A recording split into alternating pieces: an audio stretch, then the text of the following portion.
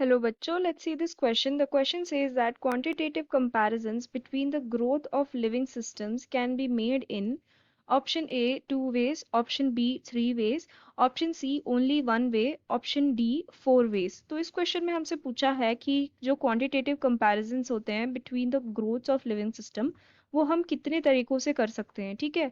तो इस क्वेश्चन में जो की कंसेप्ट है that is regarding the quantitative comparisons. Quantitative comparisons, so ये ऐसे कंपैरिजंस होते हैं जो हम करते हैं इन टर्म्स ऑफ मेजरमेंट वगैरह, ठीक है, जिसमें हम वैल्यूज देखते हैं, न्यूमेरिकल वैल्यूज हमें यहाँ पे देखने के लिए मिलती है।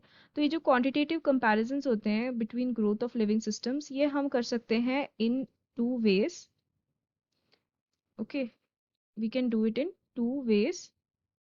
तो सबसे पहला तरीका कौन सा है? The first way is known as the absolute growth rate.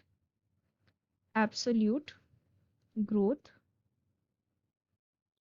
rate।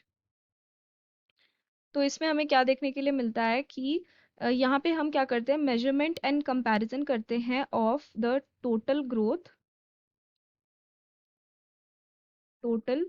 Growth per unit time पे। तो अगर हम इसका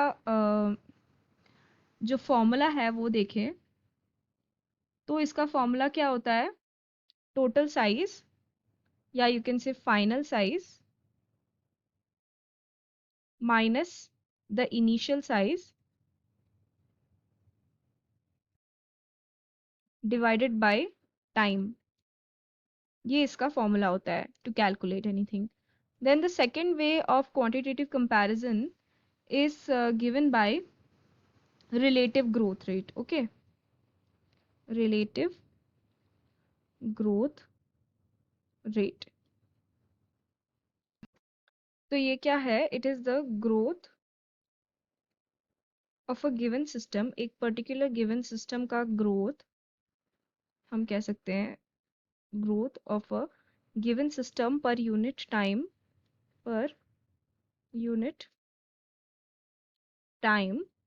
expressed on a common basis, expressed on a common basis। For example हम कह सकते हैं per unit initial parameter, per unit initial parameter. तो अगर हम इसका फॉर्मूला देखें तो हमें इसका और अच्छे से मतलब समझ में आएगा।